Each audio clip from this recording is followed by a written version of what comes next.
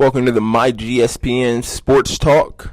This is episode 4, I believe. I'll get more up to date on that as we get a little bit more professional with it. But, the show's not going to be too long today. I'm actually very tired. Just got a very productive basketball workout. So, shout out to basketball as always.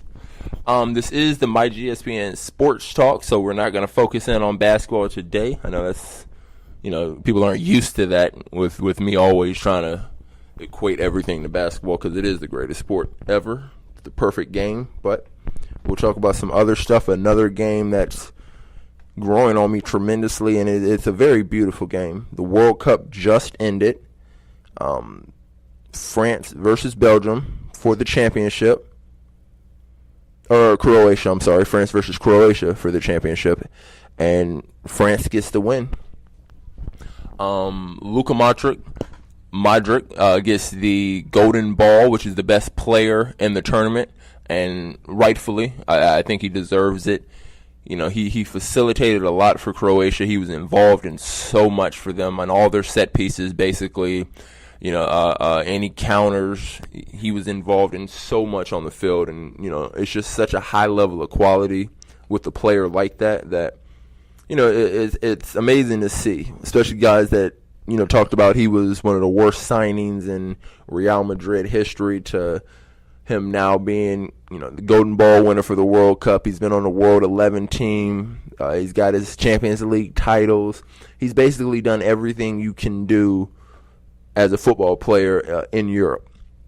People still talk bad about him, but I'm hearing a lot more people, even people around the studio here, refer to him as, either the best midfielder in the world or the best player that was in this tournament. And, they're talking really high of him. So, Luka Modric, number 10 for Croatia, well deserving of the golden ball, even if they did lose. Now, on the other side, France was dominant. France was absolutely dominant. I thought that Antoine Griezmann for France should have won the golden ball. I thought he, I think it was 6 goals throughout the tournament, 4 scored, 2 assisted, 100% on his penalty kicks. Unlike, the greats, Ronaldo, Messi, everyone misses. But Griezmann had a great tournament. He was, just quality. Quality is the word, in my opinion, to describe Griezmann. So much of it, he's so under control. And without him, I don't think France gets this far, but not even that, but gets the win. He facilitated, much like Modric, not as much in my opinion because they had a little more talent that can do it, isolation 1v1 by themselves with the likes of Kylian Mbappe. He's phenomenal. There's a reason he was the best young player. He's one of only 2 teenagers to score in a World Cup final, the other being Pelé, who, is arguably the greatest player ever. So he's in great company with some guys that you want to be in great company with. He scored, I believe it was 4 goals or 5 goals throughout this tournament for him. He's the next superstar. PSG paid all of that money, about $200 million for him for a transfer and then his salary. But Nike's also has a really big contract with him, and rightfully so. He is the next wave of superstar in soccer, especially with Ronaldo going to Juventus. The Italian league is a little smaller than the French and the Spanish league, in my opinion. And there's rumors that Mbappe could be leaving PSG and making a move, all the way to Real Madrid, and that could be, the right step for him. Put the young kid in a situation like a Real Madrid with all of that pressure, with all of that history, with all of the fans around the world. And I think his stock is just going to skyrocket, and he'll rise to the occasion. I'm not one who really likes the term rise to the occasion. I think, you don't rise to it. You fall back on your habits that you've built, and I think that's what he's going to do. He has superstar habits. So instead of rising to the occasion, you'll just see what superstar he really is. Real Madrid still has a plethora of players, a plethora of, fantastic all-world players like Modric, like Toni Kroos. They've got plenty of talent And if they add Kylian Mbappe, even with the loss of Ronaldo, they're still in contention to win that Champions League title next year. Staying with France, Paul Pogba. Watching him play, sometimes it doesn't seem like he's engaged fully. But throughout this World Cup, I think he was a huge difference maker for France. Griezmann, in my opinion, was the big difference maker. But without Pogba, without the relationship that they have, France doesn't advance the way they do. And for a guy that won the best young player in the World Cup, the previous World Cup, Kylian Mbappe wins it this year, and he doesn't get that without a Paul Pogba, without his leadership. He's been through so much with that French national team. He's had so many caps with them. He's a veteran on there that he helped lead this team. He helped lead the young guys, the second youngest team in the world, to show up to the World Cup. Help lead them to a championship.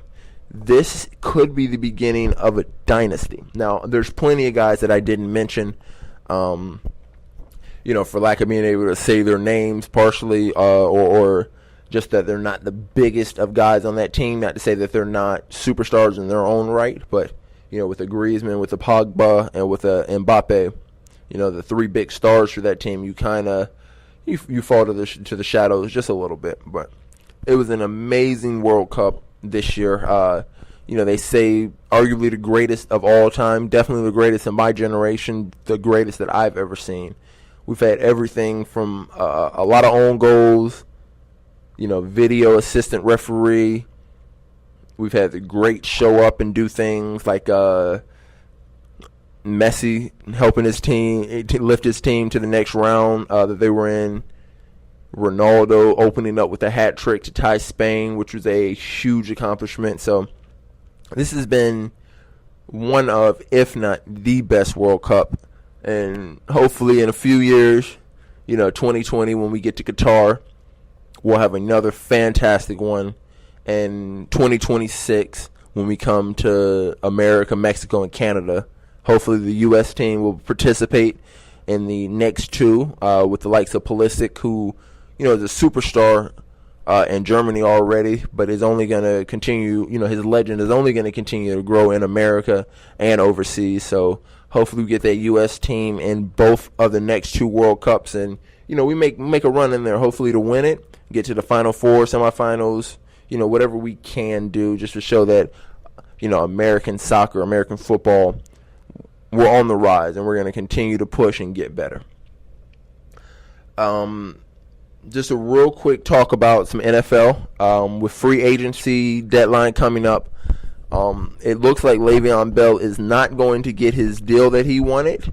I don't understand why they won't pay him his money. He's definitely the best running back in the game right now, if not the best offensive player.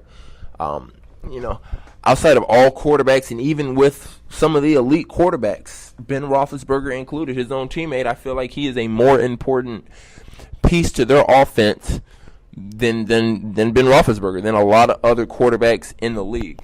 He can do everything. He can catch the ball out of the backfield. He can run the ball, screen plays, direct snaps to him, wildcat formation.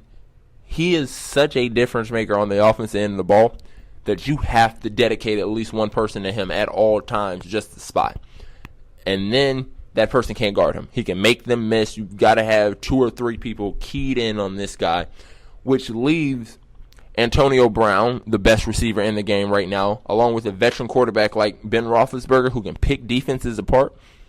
That allows Antonio Brown to lead the league in catches, lead the league in yards and touchdowns every year, because you've got a Le'Veon Bell behind you who he takes so much focus on the defense running it. Yeah, everyone wants the Antonio Brown long, big play. Cool. You run a draw play, something that could be 5 yards with Le'Veon Bell, he can turn into a 50-yard touchdown strike just that fast. And that, to me, is why he deserves all of the money. They need, as Isaiah Thomas said in Boston a few years ago, they need to back the Brinks truck up. They need to do that for Le'Veon Bell. He is that important and that valuable to the Pittsburgh Steelers. And if they continue to franchise him, he's going to get out of it He's going to leave, and he's going to make Pittsburgh pay. Well, thank you for tuning in. Again, this is my GSPN Sports Talk. This is your host, Robert Brown, and we'll see you tomorrow.